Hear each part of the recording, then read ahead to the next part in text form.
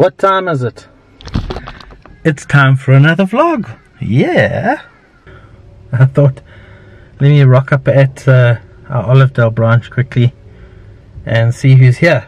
Maybe I can catch a teacher and have a little talk to them and you can get to meet them. Maybe. We'll try and see. It's worth a try. There's the school and there's Sarah putting away the board. Hello, Sarah. You're on Candy Camera. Yes, you are. Do you want to be followed in? Oh. So Sarah, tell us, is it nice to be next door to a music school?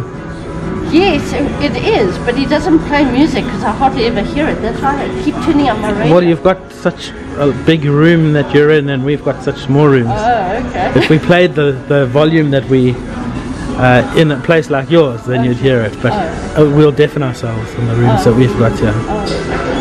Okay, I believe you. Okay. I believe you when I hear it. You don't hear it at all? I hear you must hear. Drumming occasionally, but it's not everyday thing. Okay, well it's like, oh, we have a beat.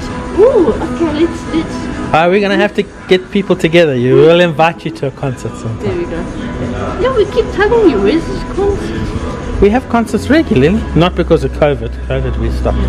But we've got a new one coming up soon. We'll invite you to it. We'll invite you to it. But it's like hot during the day. Yeah. When are you meant to have it? At night time. With all the skeletons around. Candles and fairy lights everywhere. You think we could do it, yeah? Yes. Okay. Let's do it then. Let's do it this time. I'll organise it. Yeah. Would be nice. Yeah, okay. We'll organise it. I think that's a good plan. Yeah. Alright. Would be awesome. We're gonna do that. Yeah. Good. Hey, cool. Alright. Yeah. Alright, cool. I like your plans. I like your plans. Oh, hello. How you doing? This is Miracle. Miracle dropped his umbrella. Was it raining when you got here? Do you carry your umbrella everywhere? No, that's the I left it. Oh yes, when it was raining. Yeah. Cool. So everyone, you haven't seen it. That's a painting by my sister. So yeah, I don't know who that's meant to be, but I did ask that she would do it with action in it. Does it look like it's got action? Like the guy's playing with attitude? Yeah. Yeah, you do. And of course an ish. And there's the other one. I'll put a link in the bottom to see her other artwork, so you can see what she does. Cool. Anyway, this is Miracle. We've caught Miracle here. Miracle? Hi. You're so funny. Do you not like cameras by any chance? I don't know. I'm not used to cameras. You like cameras when it's you sitting and putting the camera on yourself? Because I've seen you playing guitar before on camera. Even there, it's just because I have to do it. Yeah? It's not because I like it. You don't like that? What do you like? Do you like performance or do you like teaching more? I think I like performance more, but teaching is kind of... I love teaching because I'm you know, passing the knowledge. To me, it's an amazing thing. Yeah. But I love being on stage. Oh yeah. It's a bit awkward when there's the camera right when I'm aware of the camera. Yes, yes. But I love being on stage. You know, that's why I went to rock school, because the first thing it says performance. Well, it was not even performance. I mean, I spoke to a guy about making a living out of music. Yes. And I was like, okay, I figured out that I'm a musician. I need to make a living out of this. How do I go about it? And he was like, if I send you to some other schools, it's going to cost you a lot and it's going to take time. So go rock school. And I was like, yeah, that's what I wanted to do, because I've loved, you know, how can I say, Eastern music and music since I was home in the DRC. So when the guy mentioned rock school, I was okay. That's where I want to be, because that's the music I want to do. Yeah, that's why I went and enrolled with rock school. Excellent. So I got to tell you that I met Miracle. He literally gave me a phone call or a WhatsApp. A WhatsApp. And out of the blue, Miracle says, "I've seen your sign up at a music store. Can we talk?" Yeah. And that was that. So tell us a little bit about your journey to here. I mean, you've like really taken the music and run with it pretty quickly to get to where you are. At some stage, it must have been a decision that you made, and Yes. why did you make that decision, and why are you in South Africa? All that sort of stuff. There's a lot you can tell. Actually, I came to South Africa because it was not because I wanted it. It's because we were fleeing. Yes. My dad had some political issues back home, Okay. and we had to flee for our lives. So I've been a musician since a very young age, since I was like 2, according to my parents. Because Yeah. they used to take me to church, and I'll be playing the drums from the age of 2. All right. Then I grew up playing the drums. I started playing at church, like at services when I was 5, I remember. And then You're playing drums at 5. Yes, like at 5, I love 5 years old, like 5, 6, I was already going to, late night practices with the band. That's actually when you know that this is what you're going to be doing. Well, back When then at it was 5 you were doing that. Back then it was like, okay, it's just a passion, just something I love. Yeah. I was not really considering being a musician full time. Sure. I wanted to be. Well, you don't think like that as a 5-year-old. I knew what I wanted to do. I wanted to be a pilot. I wanted to, Ah. to kind of fly airplanes and stuff. All right. And my dad wanted me a technician, an electrician, which I happened to be because I got a matric back home Yes. in electronics, so Okay. I know how to fix some stuff. Yes. But then it happened that I had to flee the DRC because my father was already in South Africa. Yes. And I had to kind of join him because there was persecution back home. Sure. And then I came, but right before I came, I enrolled for a music school where I went to study classical guitar right after finishing my matric, completing my matric. Yes. And I studied for a few months, then I was attacked. I got an attack from, well, we think those people were like chasing after us. Yeah. And I lost my teeth, one of my teeth. So it's not a good memory. And my dad was like, you don't need to carry on with, studying music. And so I stopped because I had to put safety first. And then my friend took me. I had a friend who was already playing guitar while I was playing drums at church. He was a good guitarist. He started teaching me, and I'm glad he taught me the right stuff. Yeah. Then from there I started playing and I started writing songs. I developed a love for the guitar. First it was like I just want to learn guitar so that I can learn how to sing better.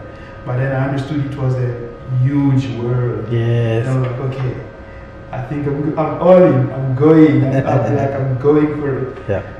And then I happened to come to South Africa.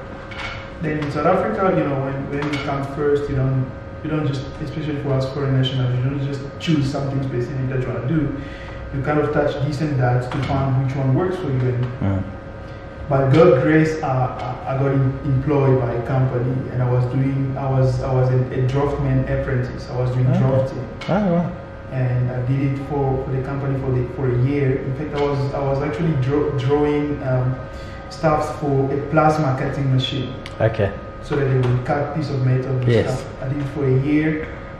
And then part of my job was, I'm telling you this because it's part of the story. Yes. Part of my job was to go on the site where they were, steel sheet and try to get to measure. Yes. And at some point I had to drive the forklift, so that I can get to the material I needed.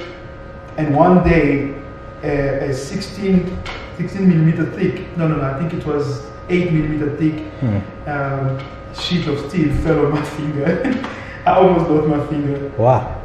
And that was the end of it because I used to go to work, then go back home and practice guitar. Yes, yes. My fingers are precious. I don't play with my Yes. chop my feet, not my fingers. So by then I lost like a very good section of my skin on the finger. Yeah. I couldn't practice that night. And I was very scared because I was like, what if I lost my finger? Yes. That would be the end of my guitar journey and stuff. Then I worked for a year. I carried on with work.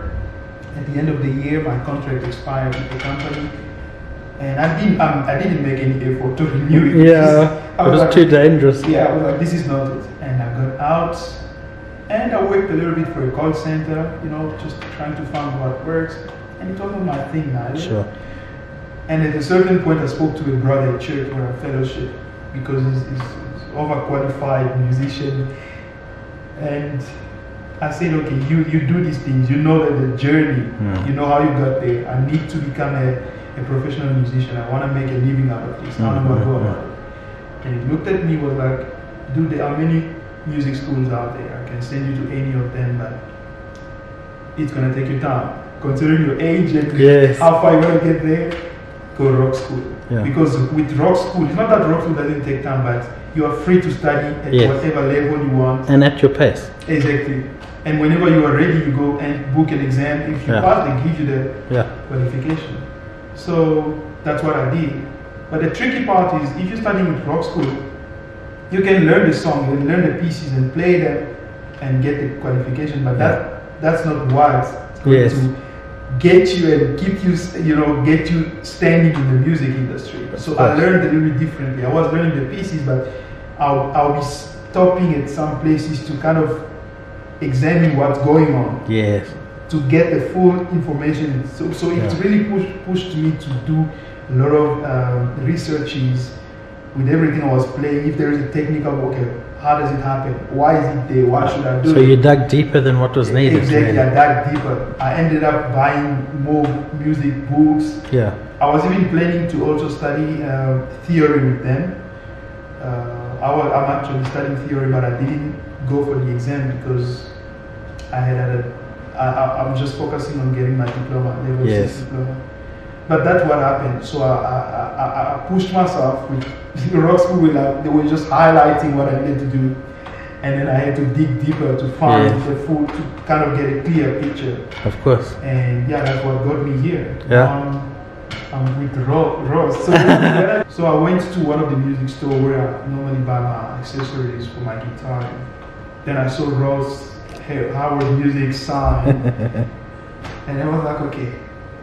I wanted to avoid it. You went, it's a sign. Yeah, I wanted to avoid it, but something in me just said, just take a picture at least. Take a picture of it. Okay, cool. I just took a picture. When I went home, then I was like, okay, I need to text this guy because I was discouraged because I knocked at few doors. Yeah. You know, going to the internet, finding website and stuff. Sure. But none of them opened up because some of them were kind of not even saying a word. Maybe they were thinking it's a scam or something.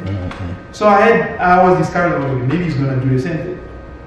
Then I texted Ross, and he came back to me, and then he asked us to meet. Then we met, and from there we just carried on with the process. Yeah. And now I'm teaching. I'm enjoying it.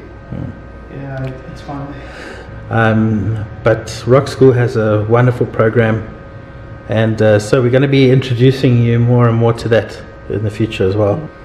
I think it's good that they meet you so that they know you're around. So if anyone wants to learn, not Rock School only, I mean it's anything music.